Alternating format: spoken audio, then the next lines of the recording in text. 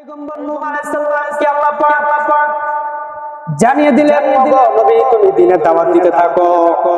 তোমার দ্বীনের দাওয়াতে কয়জন মানুষ তোমার ধর্ম গ্রহণ করলো এটা তোমার দায়িত্ব না। তোমার দায়িত্ব হলো তুমি জমিনে দাওয়াত দিতে থাকবা। কবুল করার দায়িত্ব একজন, তিনি হলেন কে? তুমি মানুষকে দাওয়াত দিতে থাকো। পয়গম্বর নূহ আলাইহিস সালামকে তারা ধরে গিরায় তারা মারে। হযরত নূহ আলাইহিস সালাম বিরক্তি হয়ে ডাক দিয়ে বলল, প্রভু আমি কালেমার দাওয়াত দিতে 950 বছর দাওয়াত দিলাম, এই মানুষগুলো আমার দাওয়াত গ্রহণ করছে না, বিনিময়ে আমাকে শাস্তি দিচ্ছে। পয়গম্বর নূহ আলাইহিস সালামকে তারা দড়ি দিয়ে বেঁধে পিটাইতে এমন অবস্থা হয়ে যেত, যখন রাত গভীর হয়ে যেত কওমের লোকেরা মনে করছিল পয়গম্বর নূহ আলাইহিস সালাম মনে পৃথিবীর জমিন থেকে বিদায় হয়ে গেছে। পয়গম্বর নূহ আলাইহিস সালামকে তারা এক জঙ্গলের ভিতরে ফেলে দিয়ে আসলো। পয়গম্বর নূহ আলাইহিস সালাম দিনের বেলা সেই কালেমা দিত। তারা সন্ধ্যার পর আন্দাজ ধরার পরে পয়গম্বর নূহ আলাইহিস সালামকে আবার রশি দিয়ে বাঁধার পরে তেনাকে আবার যখন পিটানো হতো, পিটাইতে এইভাবে অনেক বছর অনেক যখন তাকে পিটানো পয়গম্বর নূহ আলাইহিস সালাম বিরক্তি হয়ে গেল। ডাক দিয়ে বলল, প্রভু এত কষ্ট আমার আর সহ্য হয় না। ওগো আল্লাহ, তুমি যদি এদের কপালে হেদায়েত দিয়ে থাকো হেদায়েত দান করো, আর যদি হেদায়েত না দিয়ে থাকো তাহলে এগুলো তুমি ধ্বংস করে দাও।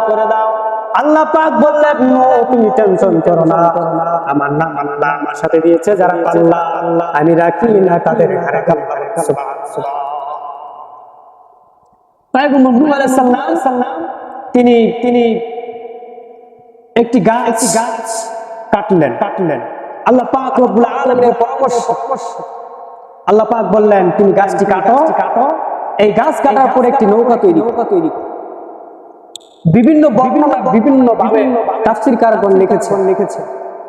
এখানে নতুন একটি তথ্য আমি যেটা পেয়েছি সেটি হলো এই নৌকাটি যে বানিয়েছিলেন তিনি একটি শুকনা পরিবেশে বানিয়েছিলেন এবং কতগুলো তক্তা লেগেছিল।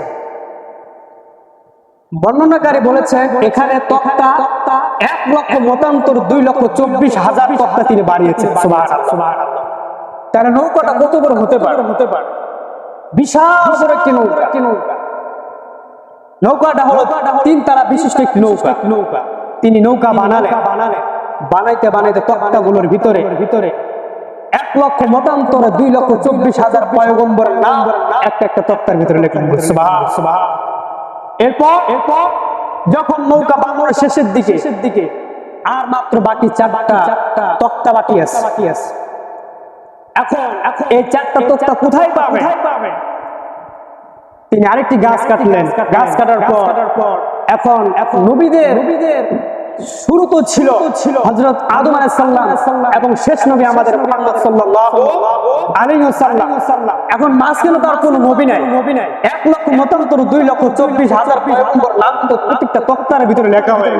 এখন 4টা তক্তার ভিতরে কার নাম লেখা জানার দরকার আছে না?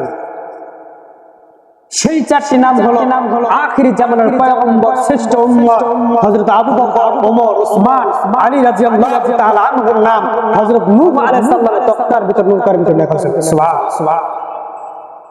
পাড়ার লোক গ্রামের লোক বলছে, নূহ তোমার মাথা খারাপ হয়েছে। তোমার যদি মাথা খারাপ না হতো তাহলে এই শুকনার ভিতর নৌকা কেমনে চলবে? আর 3 তলা বিশিষ্ট নৌকা তুমি বানিয়েছো। গ্রামের লোক কিছু বুদ্ধিজীবী আছে, কিছু টাকওয়ালা বুদ্ধিজীবী আছে না? সমাজের ভিতরে কিছু টাকওয়ালা বুদ্ধিজীবী আছে, মাথা শুধু শয়তানি বুদ্ধি ছাড়া কোনো বুদ্ধি নেই। এরা চিন্তা ভাবনা করলো, ফিকির করলো কি করা যায়, হযরত নূহ আলাইহিস সালামকে কিভাবে ধ্বংস করা যায়। তারা চিন্তা করলো আমরা যাদের আমাদের বাড়িতে লেফটিন রয়েছে আমরা আজ থেকে লেফটিনে যাব না, এখন থেকে আমরা টয়লেট করব নূহ আলাইহিস সালামের নৌকায়। তারা সবাই সিদ্ধান্ত গ্রহণ করে নূহ আলাইহিস সালামের নৌকায় যে পাইতে শুরু। এখন গ্রামের লোক সবাই তো একদিকে আর নূহ আলাইহিস সালামের পক্ষে মাত্র 40 জন। তারা তো কিছু বলতেও পারছে কারণ তারা অসহায়। নৌকার পক্ষে লোক মাত্র কতজন? 40 জন। জোরে বলতে হবে, নৌকার পক্ষের লোক কয়জন? 40 জন। আর সবাই বিপক্ষের। তো নূহ আলাইহিস সালাম নীরবে বসে আছে। সবাই তো পায়খানা শুরু করে দিই। ওই গ্রামের এক বুড়ি তিনি চিন্তা করলেন, আমি কেন থাকি, যদিও আমার বয়স বেশি 80 বছরের এক বুড়ি, তিনি চিন্তা ভাবনা করলেন শেষ বয়সে নূহ আলাইহিস সালামের বিরুদ্ধে একটি ভোট মেরে আসে। তিনি লাঠিতে ভর করে ওই নৌকায় যখন ঢুকার পর পায়খানা করবে কি পায়খানার ভিতরে স্লিপ খেয়েছে ভিতরে। এখন ঢুকার পরে এই বুড়ি তখন আর বুড়ি থাকলো না, 20 বছরের সিঁড়ি হয়ে সেখান থেকে বের হয়। সুবহানাল্লাহ। এখন বুড়ি যখন বের হয়েছে সবাই তো দেখছে বুড়ি ঢুকছে নৌকার ভিতরে ঢোকার পরে যখন তো সিঁড়ি বের হয়ে আসলো, কারণটা কি? ওই বুড়ি তখন বলল, আমি 80 বছরের বুড়ি ঢুকেছি ঠিক, কিন্তু নূহ আলাইহিস সালামের পায়খানা এত ভিটামিন সেই পায়খানা লেগে আমি সিঁড়ি হয়ে গেছি। সুবহানাল্লাহ। এখন ওই গ্রামের যারা বুড়ি আছে বলে তো দেখি সিঁড়ি হওয়ার সব কারণ। আমাদের এখানে যারা আছে মুরব্বী, এদেরকে যদি বলা যে একটা ওষুধ বের হয়েছে মাত্র 10,000 টাকা, যদি এটা আপনি 10 দিন ব্যবহার করেন আপনি একদম ইয়ং হয়ে যান। আমার তো মনে হয় না এখানে মুরব্বী একজন সবাই খাবে, ঠিক না? এখন ওদের কথা হলো ভু খায় আর যা খায়, আমাদের কি হতে হবে? ইয়ং হতে হবে। এখন ওই গ্রামের যারা বুড়া রয়েছে তারা ওখানে যাওয়া শুরু করে। এখন ঢুকতেছে 80 বছরের বুড়ি, বের হচ্ছে 20 বছরের যুবতী। তো ওই জামানা একটি রোগ ছিল, সেই রোগটি ছিল কুষ্ঠ রোগ। আরেকজন কুষ্ঠ রোগ যখন সেখানে ঢুকার পরে বের হলো তৎক্ষণাৎ তার কুষ্ঠ রোগ ভালো হয়ে। এখন এই খবর গোটা বিশ্ব ছড়িয়ে পড়ল। কুষ্ঠ রোগ যেহেতু ভালো হচ্ছে, তারা লেফটিনে ঢুকে মানে নৌকার ভিতরে ঢুকে আর কিছু শরীরের ভিতরে মারে। এখন মাখার পরে শেষ হয়ে গেল যখন এখন তো আর খুঁজে পাওয়া যাচ্ছে না।